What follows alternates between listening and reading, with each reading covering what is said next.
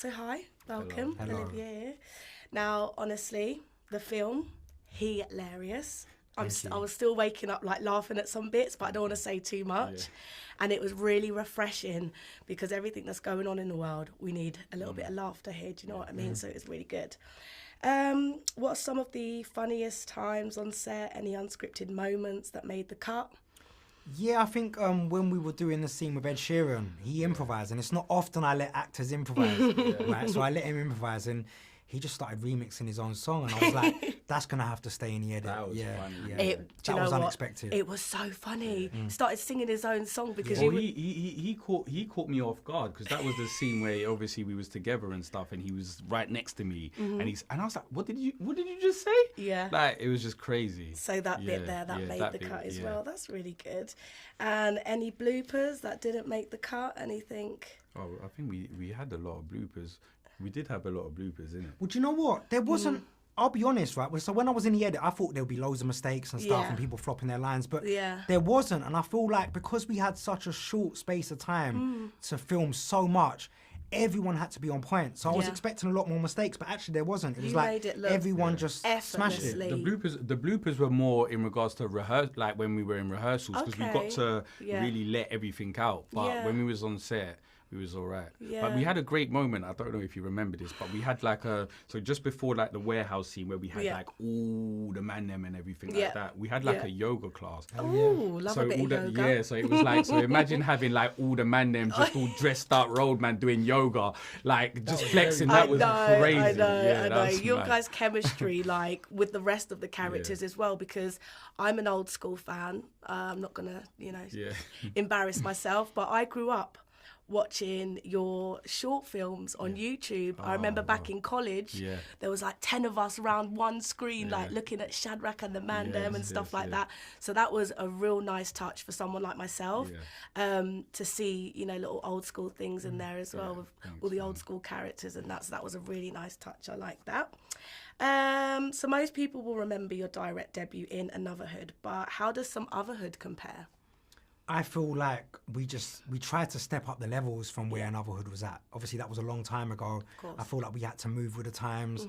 We wanted to keep the same comedy that people expected from Anuvahood, have the same nostalgia, but at the same time add a lot of action and drama, have some real life messages in there as well. Oh, they were. That obviously touched on mental health and just try and make it like a 2023 movie rather than 2011. 100%. And you did that. You pulled through. You gave all the little messages in there. You had, I'm not good with politics, but there was that guy in there. That was funny.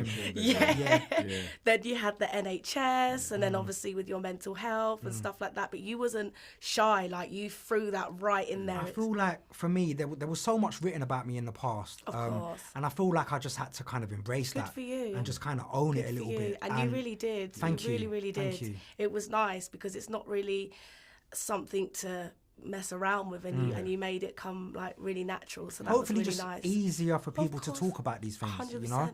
I loved the moment in the car when the guy in the back, and he was like, oh, well, I've got, similar things as well. He's like, I want bipolar. And you're like, it's not really that. So that was really, really nice. We wanted to put the message in there, but at the same time do it in an authentic way and not come across preachy, if that makes sense. It's really good.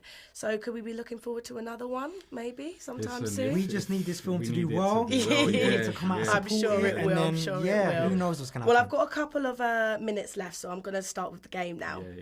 Right, so you need to guess the song. Cool. Don't mind my accent, it's the only one I can do, all right? So it's just well spoken, I think.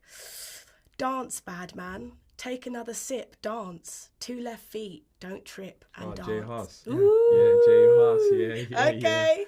Another one. Tell me, fellas, have you seen her? It was about 5 minutes ago. When I see the hottest chick that a young'un never seen before, I said, yo. Come on, you lot are old school. No, the thing is, I feel like I know it. I do It's just as because well. of the way you're saying it. Right. I've never heard it so well spoken. Like, it's nice though. First time for everything.